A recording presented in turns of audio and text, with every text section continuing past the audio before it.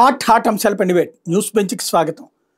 RSS మరొకసారి వివాదాస్పదమైనటువంటి వార్తలకెక్కింది. ఎందువల్ల అంటే కర్ణాటకలో మంత్రి ప్రియాంక ఖర్గే, అదే సందర్భంలో ఇప్పుడు ఏఐసిసి అధ్యక్షుడు కొడుకు ప్లస్ కర్ణాటక మంత్రి కూడా ఆర్ఎస్ఎస్ నిషేధించాలి, ఆర్ఎస్ఎస్ శాఖల్ని స్కూళ్ళ దగ్గర నుంచి కాలేజీల దాకా అన్నిట్లో నిషేధించాలి లాంటి వ్యాఖ్యలు చేసుకొచ్చారు. వీళ్ళు మత ఉద్వేగాల్ని, మత ఉన్మాదాన్ని రెచ్చగొడతారు. అట్ ద సేమ్ టైం గత కొన్ని రోజుల నుండి జరుగుతున్న ప్రచారం కూడా ఆర్ఎస్ఎస్ అనేటటువంటిది అసలు సమాజానికి పనికిరాదు అన్నటువంటి తరహాలో ప్రచారం చేసుకుంటూ వస్తున్నారు. అసలు స్వతంత్రోద్యమానికి ఆర్ఎస్ఎస్కి సంబంధమే లేదు. స్వతంత్రోద్యమంలో బ్రిటిష్ వాళ్ళకు అనుకూలంగా ఆర్ఎస్ఎస్ పనిచేసింది, భారతీయులు ఇబ్బంది పెట్టింది అన్నటువంటిది రాహుల్ గాంధీ లాంటి వాళ్ళు కూడా చేసుకొచ్చినటువంటి వ్యాఖ్యలు. ఈ నేపథ్యంలో అసలు వాస్తవం ఏంటి? మొన్ననే మనం ఆర్ఎస్ఎస్కి సంబంధించినటువంటి వ్యక్తులతో మాట్లాడాం. ఇప్పుడు మరొక వైపున తాజాగా అసలు చరిత్రలో ఆర్ఎస్ఎస్ చేసింది ఎంతవరకు వాస్తవం, ఆర్ఎస్ఎస్ మీద జరుగుతున్న ప్రచారం ఎంతవరకు వాస్తవం మాట్లాడేందుకు ప్రస్తుతం మనతో పాటు ఉన్నారు బైరిశెట్టి మల్లికార్జునరావు గారు, హిస్టరీ లెక్చరర్, అట్లాగే భారత వికాస్ పరిషత్ అధ్యక్షులు, విద్యాభారతి విద్వత్ పరిషత్ అధ్యక్షులు కూడా, అట్లాగే independent director Mags and dock ship builders limited Mumbai ministry of defence తరఫున కూడా ఇండిపెండెంట్ డైరెక్టర్గా కూడా ఉన్నారు. వారితో ఒకసారి మాట్లాడే ప్రయత్నం చేద్దాం. నమస్తే అండి. నమస్తే అండి. నమస్తే.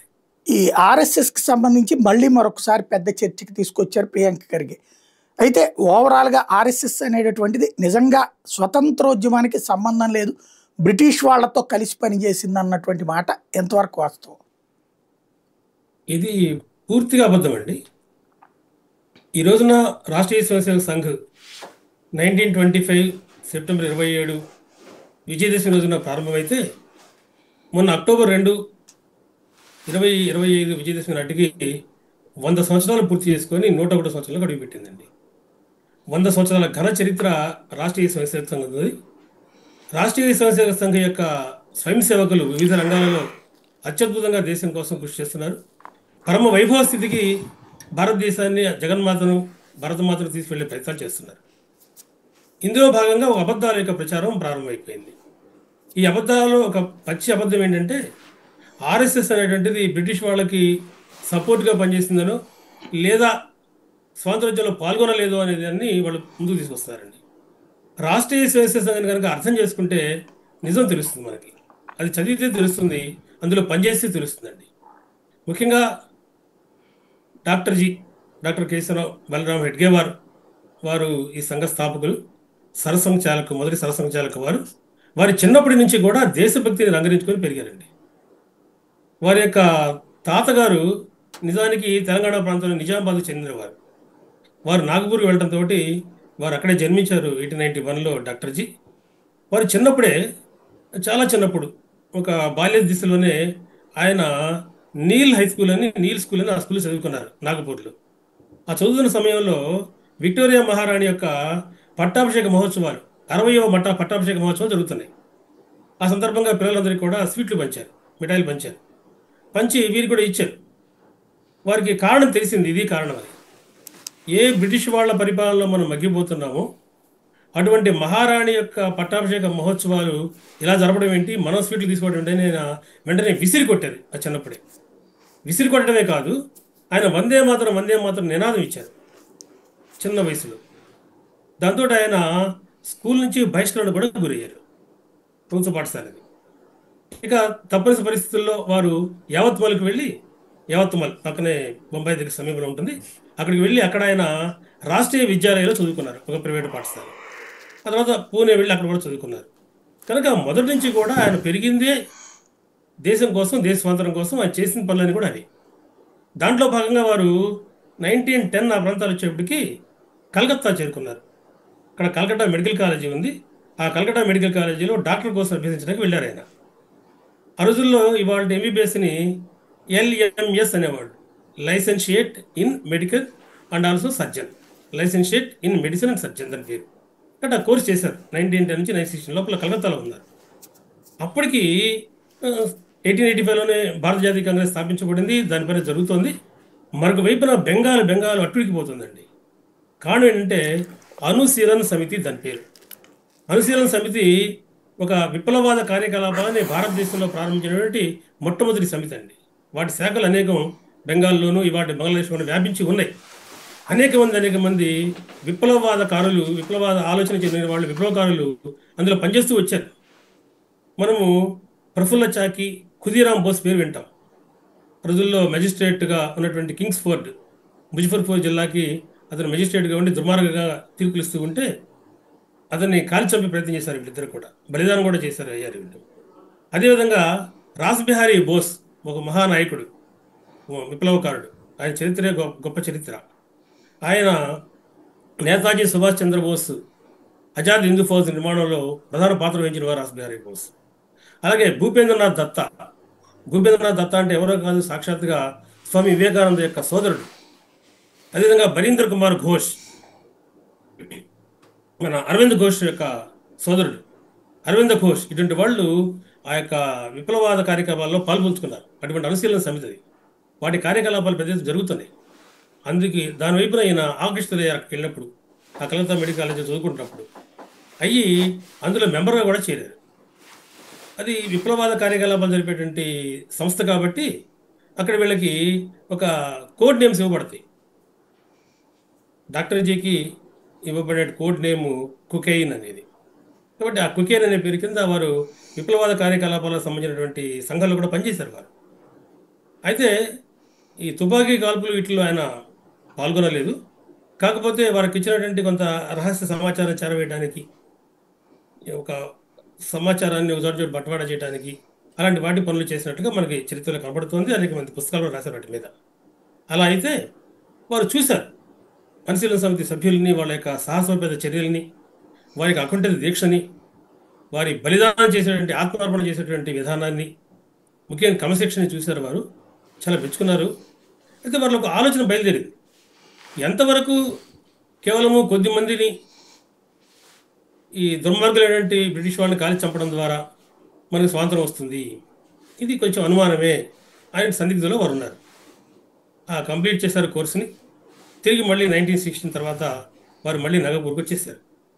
నాగపూర్కి వచ్చేటప్పటికి వారిలో ఒక రకాల ఆలోచన బయలుదేరుతున్నాయి.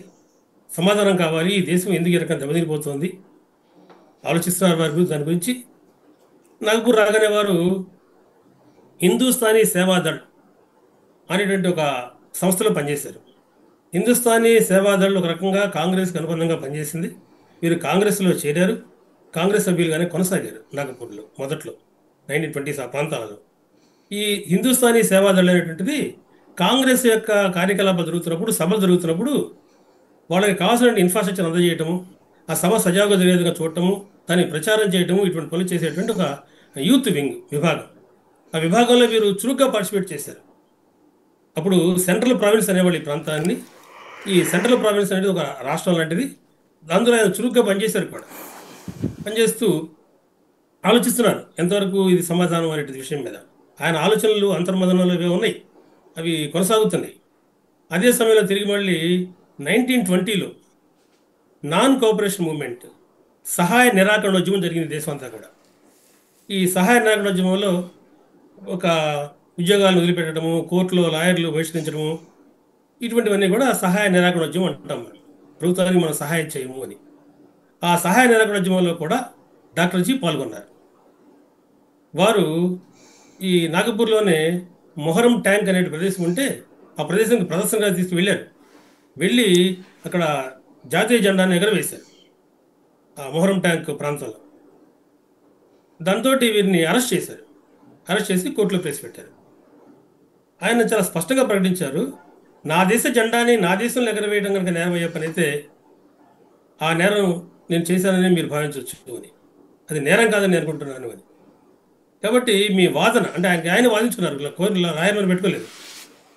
ఆ జడ్జి అన్నాడు, నువ్వు చేసిన నేరం కన్నా కూడా నువ్వు సమర్థించుకునే విధానం ఇంకా దేశద్రోహం దారితీస్తుంది అని డాక్టర్ జీని అరెస్ట్ చేశారు. 1 సంవత్సర కాలం వారు కారాగారంలో ఉన్నారు.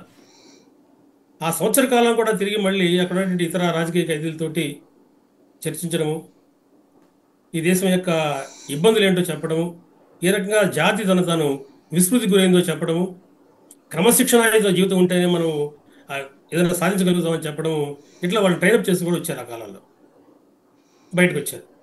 బయటకు వచ్చి హిందుస్థానీ సేవాదళంలో కొనసాగుతూ ఉన్నారు. కానీ వారు ఏదైతే ఆలోచిస్తున్నారో ఈ సమస్యకి పరిష్కారం ఏదైతే ఉందో దేశానికి సంబంధించి దాని మీద వారి యొక్క పరిశోధన దృష్టి కులికొచ్చింది. ఎందుకంటే హిందుస్థానీ సేవాదళంలో కూడా క్రమశిక్షణ లేదు, డిసిప్లిన్ లేదు. పైగా మన యొక్క హైందవ వారసత్వము సనాతన ధర్మ యొక్క విలువలు అక్కడెక్కడ కూడా కనపట్లేదు ఆయనకి. ఆయన ఆలోచనలు చిన్న చిన్నగా ఒక రూపానికి రావడం ప్రారంభమైంది. వారు అనుకున్నారు, ఏమిటి ఈ దౌర్భాగ్య పరిస్థితి అంటే హిందువు తనకు తాను విస్మృతికి గురయ్యాడు, తాను హిందువుని అనే విషయం మర్చిపోయాడు. దాని నుంచి జాతి, మత, కుల, ప్రాంత ఇటు విభేదాలు వచ్చేసినాయి. కాబట్టి ఈ విభేదాల వల్ల కట్టుబాటు పోయింది, మన సనాతన ధర్మ వారసత్వాన్ని మనం మర్చిపోయాము. కాబట్టి ఇది హైందవ దేశము, ఈ దేశంలో ఉన్నటువంటి పురాతనమైనటువంటి ధర్మం ఏదైతుందో అది తిరిగి మళ్ళీ బలపడితే తప్ప మనం ఈ ఉద్యమాలు చేయడం వల్ల అవి ఫలితాలు ఇవ్వలేవు. ఒకవేళ ఏదైనా స్వాతంత్రం వచ్చినా కూడా అది మనుగడను సాగించలేదు. కాబట్టి ఇక్కడ మనకు కావాల్సినటువంటిది హైందవ ధర్మం యొక్క పరిరక్షణ, హైందవ ధర్మాన్ని తిరిగి మళ్ళీ తీసుకురావడము. ఈ ఆలోచన చేశారు. ఒక క్రమశిక్షణాయుతమైనటువంటి ధ్యేయ నిష్ఠతో కూడినటువంటి లక్ష్య సాధన కోసం పనిచేసేటువంటి ఒక నిర్మాణం కావాలని కోరుకున్నారు ఆయన. అంతకుముందు జరిగినటువంటి అంశాలలో వారు అనుశీలన సమితి నుంచి, తాను పనిచేసినటువంటి హిందుస్థానీ సేవాదళ నుంచి వారు ఏమైతే గమనించారో వాటిని దృష్టిలో పెట్టుకొని శాఖలు ప్రారంభించారు. రాష్ట్రీయ స్వయం సేవక సంఘం స్థాపించారు. ఇందాక మనం చెప్పినట్టుగా 1925 విజయదశమి రోజున. బాగానే ఉంది. సంఘం ఏం చేసిందనే దాన్ని నేను మళ్ళీ ఇంకొకసారి ఎప్పుడన్నా మనం ప్రయత్నం చేద్దాం, లేదా ఇదివరకు మీరు కవర్ చేశారు. అయితే సంఘాన్ని స్థాపించిన తర్వాత ఆర్ఎస్ఎస్ స్వాతంత్రోద్యమంలో పాల్గొలేదా? ఇది మరొక అంశం మనం గమనించాల్సి ఉంటుంది. ఆర్ఎస్ఎస్ రాష్ట్రీయ స్వయం సంఘం అనేటువంటిది ఒక ప్రధానమైన లక్ష్యంతో పనిచేస్తుంది. అదేమిటనంటే ఇక్కడ జాతి నిర్మాణం జరగాలి. అందువల్ల ఇది ఒక రాజకీయేతర వ్యవస్థగానే, సంస్థగానే వారు నడిపారు. కానీ స్వయం సేవకులు ఎవరైనా కానీ తనతో సహా స్వాతంత్రోద్యమంలో పాల్గొనడంలో ఇబ్బంది లేదు, పాల్గొవాలని కూడా చెప్పారు. ఆయన కూడా స్వయంగా పాల్గొన్నారు. చెప్తాను మీకు వివరాలు. కనుక మీకు ఒక విషయం చెప్తాను. ఇప్పటికి కూడా రాష్ట్రీయ స్వయం సేవక సంఘం అంటూ సంఘ తరఫున ఏ పని చేయరు.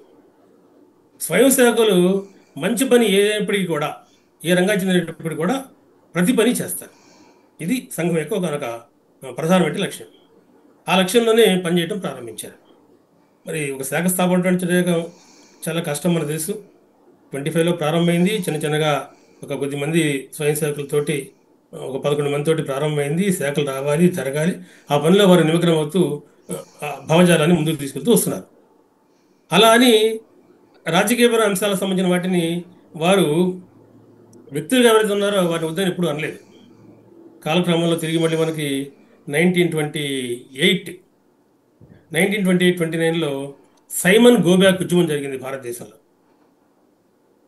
సైమన్ కమిషన్ వేయబడింది.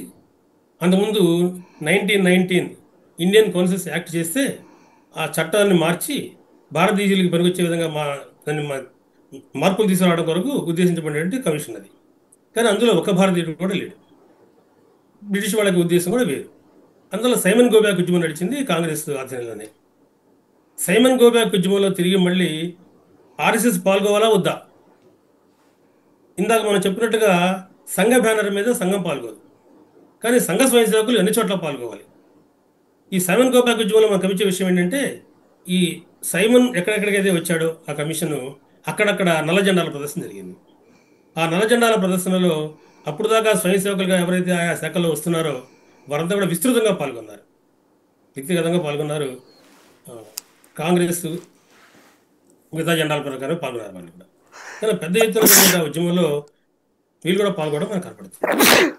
ఇక 1930 ఈ ప్రాంతాలు వచ్చేప్పటికి దేశవ్యాప్తంగా శాసనోల్లంఘనం జరిగింది. సివిల్ డిజోబీడియన్స్ మూవ్మెంట్ జరిగింది. అప్పటికే మరోవైపున ఆర్ఎస్ఎస్ వ్యాపిస్తోంది, స్వయం సేవకుల సంఖ్య పెరుగుతోంది, శాఖలు పెరుగుతున్నాయి, ఇక బలమైన ఫోర్స్గా ఎదుగుతోంది. ఆ సమయంలో శాసనోల్లంఘనం అంటే, ఇంతకుముందు నాన్ కోఆపరేషన్ మూవ్మెంట్లోనేమో మనము ప్రభుత్వానికి సపోర్ట్ చేయము పరిపాలనలో, ఇప్పుడేమో వాళ్ళ శాసనాలను ఉల్లంఘిస్తాం. ఇది ఇంకొక కార్యక్రమం. ఈ శాసనోల్లంఘనంలో ఆర్ఎస్ఎస్ పాల్గొవాల వద్ద ఒక చర్చ, సూచన ఇచ్చారు. సూచన వచ్చింది అందరికీ కూడా. డాక్టర్ జీ నుంచి ఏమనంటే వ్యక్తిగతంగా అందరూ పాల్గొండి, బ్యానర్ వద్దు, ఇది ఒక నిర్ణయం మొదలు జరుగుతుంది. కాబట్టి దీని ప్రకారం తిరిగి మళ్ళీ శాసనోల్లంఘనలో అనేక మంది పాల్గొన్నారు. స్వయంగా సాక్షాత్తు 1930 ఇది, అప్పటికి సంఘం ప్రారంభించబడింది, 5 సంవత్సరాలు గడిచినాయి. అంతకుముందు 20లోనేమో సంఘం ఇంకా స్థాపించబడలేదు.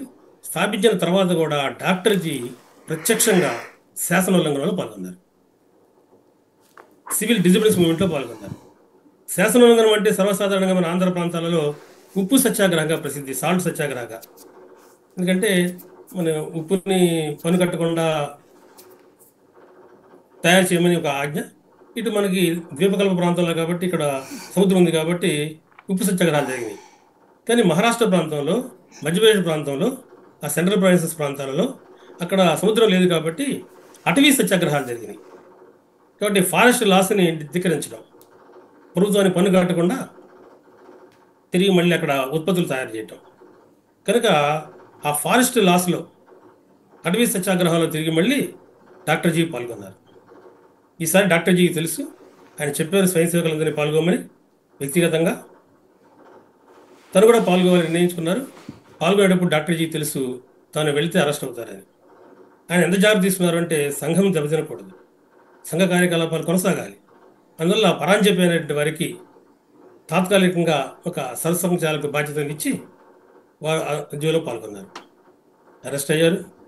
ఈసారి 9 నెలల కారాగార శిక్ష అంకోలా అనే చోట జరిగింది. ఆ జైల్లో ఉన్నారు ఆయన. కాబట్టి శాసనోల్లంఘనలో కూడా తిరిగి మళ్ళీ డాక్టర్ జీ పాల్గొనడం మనం చూస్తాం. ఇట్లా స్వాతంత్ర ఉద్యమంలో జరిగినటువంటి అనేక ప్రథమ ఘట్టాలలో డాక్టర్ జీ స్వయంగా పాల్గొనడమే కాదు, స్వయం సేవకులు పాల్గొంటూ వచ్చారు. 1940 తర్వాత ఇక వారు లేరు. అయితే మనం గమనించాల్సిన విషయము, 1942లో పెద్ద ఎత్తున క్విట్ ఇండియా ఉద్యమం జరిగింది. క్విట్ ఇండియా ఉద్యమం అప్పటికి గురూజీ సరసంఘ చాలకుగా ఉన్నారు. గురూజీ ఎంఎస్ గోల్వాల్కర్ గారు, వారు పరమ పూజనీయ గోల్వాల్కర్ గారు రెండవ సరసంఘ చాలక్. వారు ఆ సమయంలో సరసంఘాలు ఉన్నారు. క్విట్ ఇండియా ఉద్యమంలో పెద్ద ఎత్తున స్వయం సేవకులు, ప్రచారకులు, సంఘచాలకులు కూడా పాల్గొన్నారు. క్విట్ ఇండియా ఉద్యమంలో కనిపించే ఒక లక్ష్యం ఏంటంటే సమాంతర ప్రభుత్వాలు ఏర్పాటు చేయటం, ప్యారలల్ గవర్నమెంట్స్ ఏర్పాటు చేయటం. ఇంతకుముందు శాసనోల్లంఘనం, శాసనాలు ఉల్లంఘించాం మనం.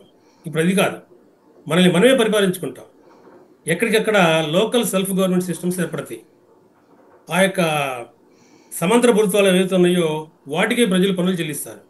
ఆ ప్రభుత్వాలే పనులు ఏవైతే చేయాలో పనులు చేస్తాయి. ఇది క్విట్ ఇండియా ఉద్యమంలోని లక్ష్యం.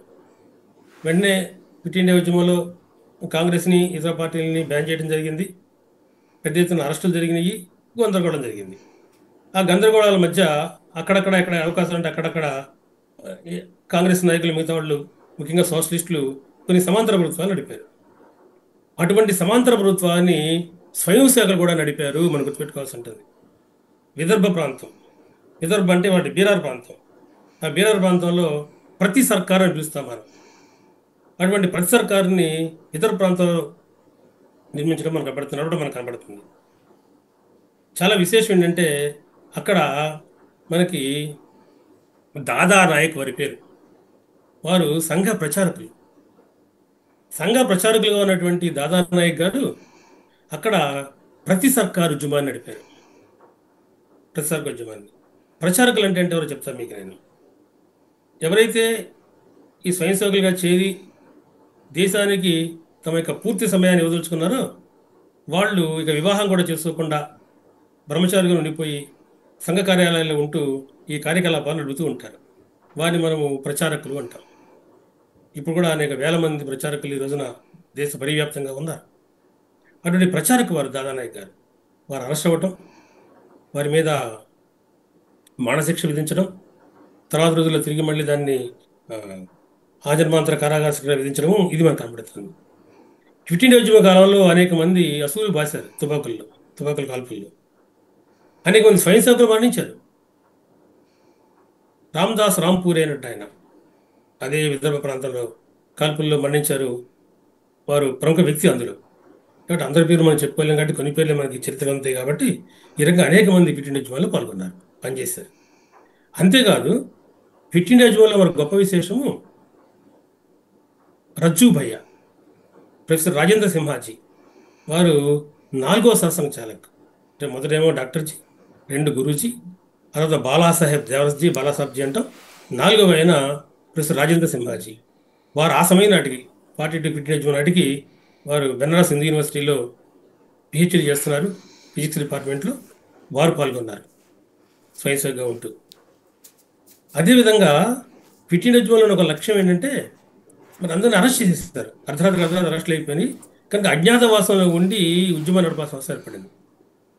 అనేక మంది సోషలిస్టులు అజ్ఞాతవాసంలోకి వెళ్ళిపోయి ఉద్యమం చేయడం ప్రారంభించారు. అలా ఉద్యమం చేసేటప్పుడు వాళ్ళు ఎక్కడో చోట దాక్కోవాలి, వాళ్ళు ఉండాలి, వాళ్ళకి ఎవరొకళ్ళు ఆశ్రయాన్ని ఇవ్వాలి.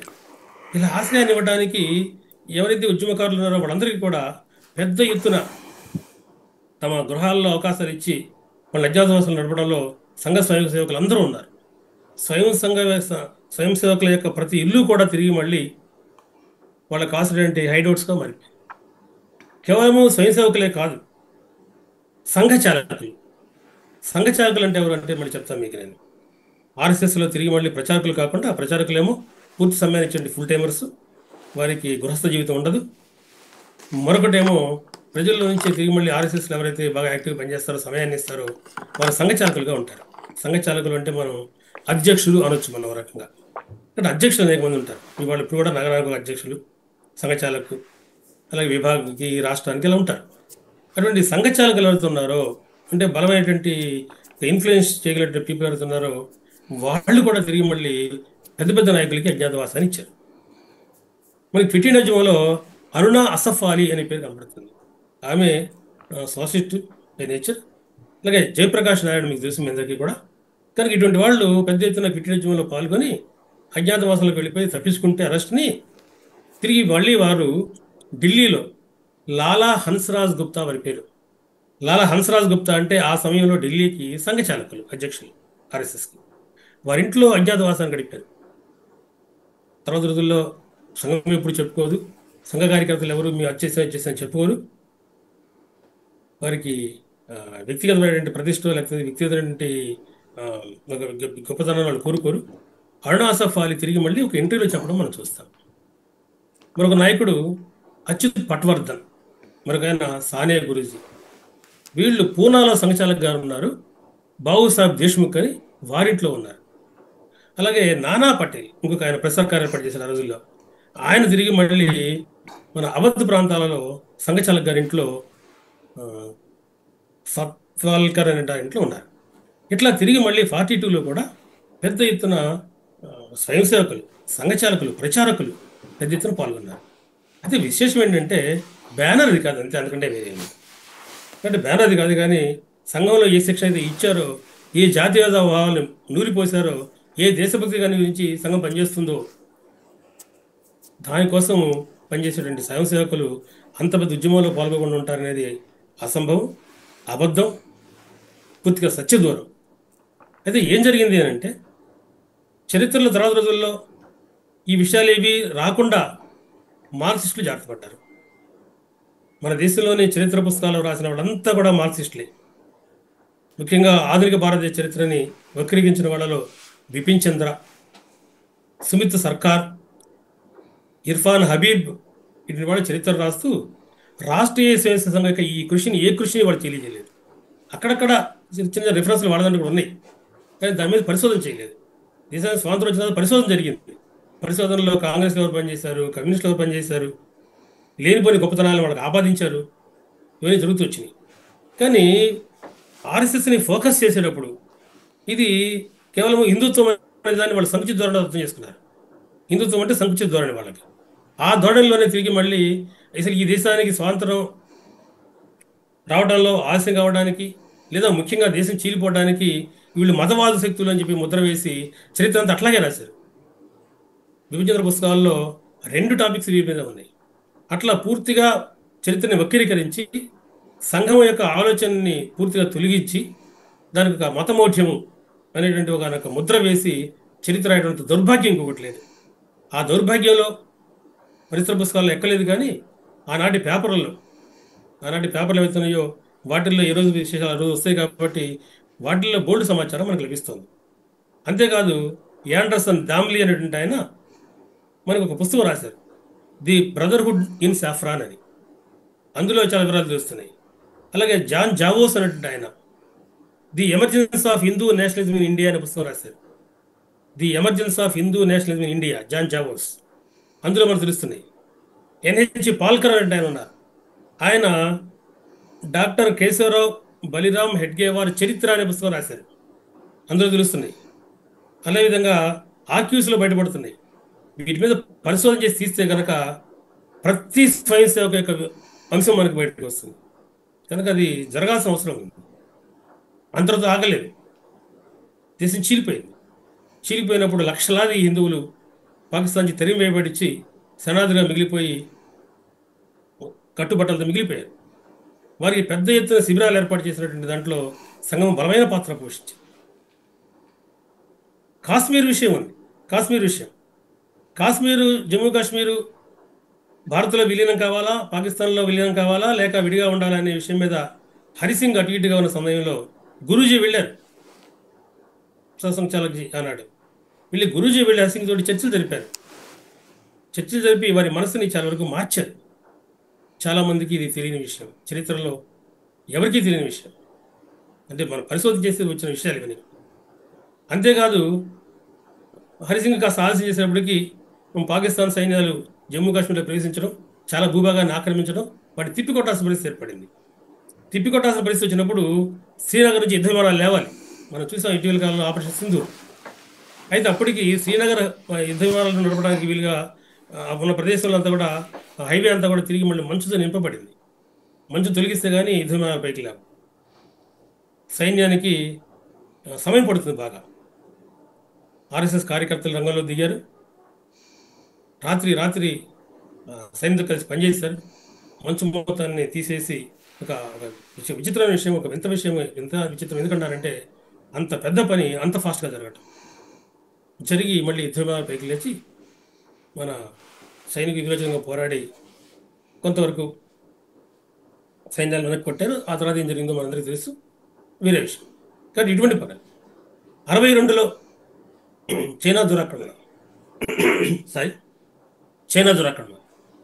చైనా దురాక్రమించినప్పుడు బోర్డర్స్లో నుంచి సైన్యం, అప్పుడు కొద్ది సైన్యం ఉండేది, వాళ్ళు బయటకు రావాల్సి వచ్చింది.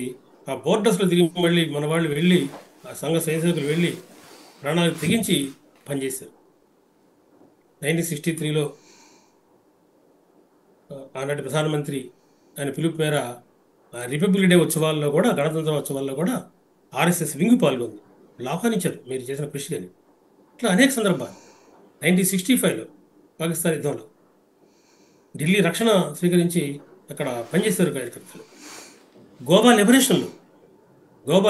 లిబరేషన్ మూమెంట్లో ముందంజలో ఉండి పనిచేసిన వాళ్ళు, దాద్రా నగర్ హవేలీలో దాన్ని తిరిగి మళ్ళీ భారత్లో విలీనం చేయాలని చేసినప్పుడు ప్రాణాలు తెగించి ప్రజలను సమీకరించి ఉద్యమాలు చేసిన వాళ్ళు ఆర్ఎస్ఎస్ కార్యకర్తలు. కనుక కణం దేశభక్తిని నింపుకున్నటువంటి ఆర్ఎస్ఎస్ కార్యకర్తల మీద, ఆర్ఎస్ఎస్ మీద ఇది అపనందన చేయడం అంటే ఇంతకంటే ఆశ్చర్యకరం ఇంకోటి లేదు, అబద్ధం ఇంకొకటి లేదు. అబద్ధాలు పటాపంచలు అవుతున్నాయి, మబ్బులు తిరిగిపోయినాయి ఆల్రెడీ. కాబట్టి నిజాలు వెలుగులోకి వస్తున్నాయి, బయటకు వస్తున్నాయి. కనుక మల్లికార్జున ఖర్గే గారు మాట్లాడచ్చు, రాహుల్ గారు మాట్లాడచ్చు, వారి కూతురు మాట్లాడచ్చు, లేదా మిగతా వాళ్ళు మాట్లాడచ్చు. కానీ వాళ్ళు ఎంత ఎక్కువ మాట్లాడితే అంత ఎక్కువ విషయాలు అయితే బయటకు వస్తున్నాయని మనం స్పష్టంగా అయితే చెప్పొచ్చండి. Right, thank you very much అండి, మంచి ఇన్ఫర్మేషన్ ఇచ్చారు. ఇది పరిస్థితి. ఆర్ఎస్ఎస్కి సంబంధించి దుష్ప్రచారం ఎక్కువ, విష ప్రచారం ఎక్కువ, వాస్తవాలను మాత్రం మరుగున పరిచినటువంటిది వాస్తవం. అదే ఇప్పుడు ప్రస్తుతం చర్చ ద్వారానన్నా బయటకు వచ్చేటటువంటి ప్రయత్నం జరుగుతుంది.